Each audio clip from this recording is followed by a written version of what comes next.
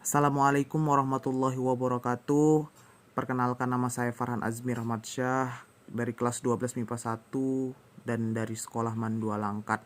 Di sini saya akan membuat sebuah video tentang dalam tuntutan Bapak As'ad Hussein selaku guru fikih dalam tugas akhir semester, yaitu ujian lisan fikih.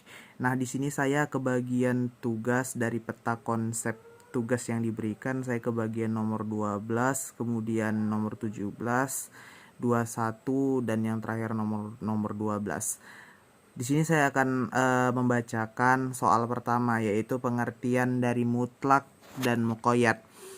Nah, teman-teman atau Bapak As'ad Hussein yang terhormat, langsung saja saya akan menyebutkan apa itu pengertian mutlak dan muqayyad. Mutlak sendiri adalah lafaz ayat atau hadis yang tidak terikat oleh lafaz lain, lafaz tangan atau lafaz tangan pada ayat wa aidikum. Kemudian muqayyad sendiri adalah lafaz ayat atau hadis yang terikat oleh lafaz lain seperti lafaz tangan pada ayat wa aidikum ilal marafiq. Kemudian masuk ke soal selanjutnya, saya akan menyebutkan hukum-hukum dari mempertukarkan lafaz muradif. Hukum-hukumnya yakni yang pertama, tidak boleh mempertukarkan lafaz Al-Quran dengan lafaz lain sekalipun maknanya sama, karena Al-Quran lafaz dan maknanya langsung dari Allah. Nah, kita itu nggak boleh menukar-nukarkan lafaz Al-Quran karena itu berasal langsung dari Allah begitu. Kemudian yang kedua, menurut Imam Syafi'i tidak boleh mengganti lafaz bacaan tertentu yang sudah ditentukan bacaannya, seperti bacaan bacaan sholat. Menurut Imam Hanafi dibolehkan dalam keadaan darurat seperti bacaan sholat mu'alaf. Ketiga, selain kedua hal di atas boleh dipertukarkan asal maknanya sama. Masuk ke soal ketiga di nomor 21, yaitu macam-macam mafhum. Nah, macam-macam mafhum sendiri di sini saya akan menyebutkan macam-macamnya saja, tidak ada contohnya karena berdasarkan soal juga tidak dimintai contohnya ya. Yang pertama itu ada mafhum muwafaqah. Mafhum muwafaqah itu dibagi menjadi beberapa lagi, yakni dua. Yang pertama mafhum muwafaqah fahwal, dan yang kedua adalah mafhum muwafaqah lahnal. Yang kedua mafhum mukhalafah. Nah, mafhum mukhalafah ini dibagi lagi beberapa contoh, yaitu mafhum mukhalafah sifat. Kemudian yang kedua mafhum mukhalafah gaya, yang ketiga mafhum mukhalafah syarat, dan yang keempat adalah mafhum mukhalafah adat, dan yang kelima adalah mafhum mukhalafah hasyar. Serta yang terakhir yang keenam adalah mafhum mukhalafah laqab.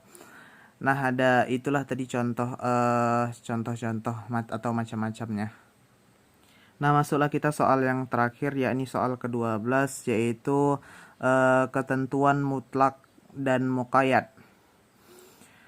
Nah, di sini ketentuan mutlak dan muqayyad itu sendiri, terkadang kata tertentu pada suatu ayat berbentuk mutlak ya, tetapi kata yang sama pada ayat yang lain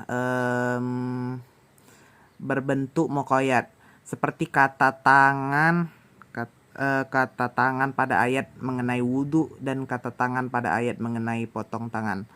Apakah dalam hal ini batasan tangan yang dipotong dan dibasuh sama atau berbeda? Nah, ada beberapa ketentuan-ketentuan lain. Yang ketentuan pertama, jika kasusnya sama, sebab sama tapi hukumnya berbeda, maka yang mutlak mengikuti pada yang muqayyad. Contohnya terdapat pada Quran surah Al-Maidah ayat 4. Di situ disebutkan inti dari kesimpulannya adalah darah yang haram adalah darah mengalir, sedangkan darah beku seperti hati dan limpa hukumnya halal. Ketentuan kedua, jika kasusnya beda, sebab beda tapi hukumnya sama, maka yang mutlak tetap mutlak dan yang muqayyad tetap muqayyad. Contoh pada Quran surah Al-Mujadilah ayat 3. Di situ dan juga An-Nisa ayat 92.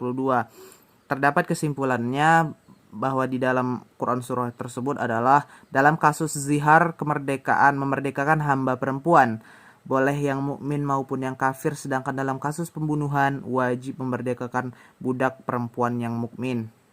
Sementara pada ketentuan ketiga, jika kasusnya beda, sebab beda dan hukumnya beda, maka yang mutlak tetap mutlak dan yang muqayyad tetap muqayyad. Contohnya terdapat pada Quran surah Al-Maidah ayat 38 dan Quran surah Al-Maidah ayat 6.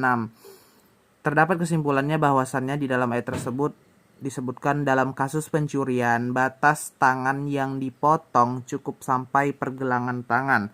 Sedangkan pada kasus wudhu, batasan tangan yang wajib dibasuh harus sampai siku. Nah, masuklah kita ke ketentuan yang keempat, yang terakhir, yakni jika kasusnya beda, sebab sama dan hukumnya beda, maka menurut jumhur ulama yang mutlak tetap mutlak dan yang muqayyad tetap muqayyad. Sedangkan menurut Syafi'i yang mutlak mengikut pada yang muqayyad. Contoh pada Quran surah Al-Maidah ayat 6. Dan di situ dikatakan inti dari kesimpulan ayat tersebut adalah menurut jumhur ulama batasan tangan yang harus disapu pada tayamum cukup sampai pergelangan tangan, sedangkan menurut Imam Syafi'i harus sampai siku karena mengikut pada batasan tangan pada wudhu. Nah, di sini setelah ada ayat tersebut, kemudian keluarlah pendapat dari para ulama-ulama. Nah, sekian dari saya. Terima kasih. Salam hormat untuk Bapak As'ad Husin, dan maafkan saya Pak jika di dalam ujian lisan ini masih banyak kekurangan yang terdapat pada bicara saya, kemudian tutur kata saya mungkin banyak yang masih salah gitu. Karena saya rasa di dalam tutur kata dan juga di dalam penyampaian di video saya rasa masih banyak sekali kekurangan. Maka dari itu mohon maaf saya sampaikan kepada Bapak As'ad Husin. Saya akhiri dengan Assalamualaikum warahmatullahi wabarakatuh.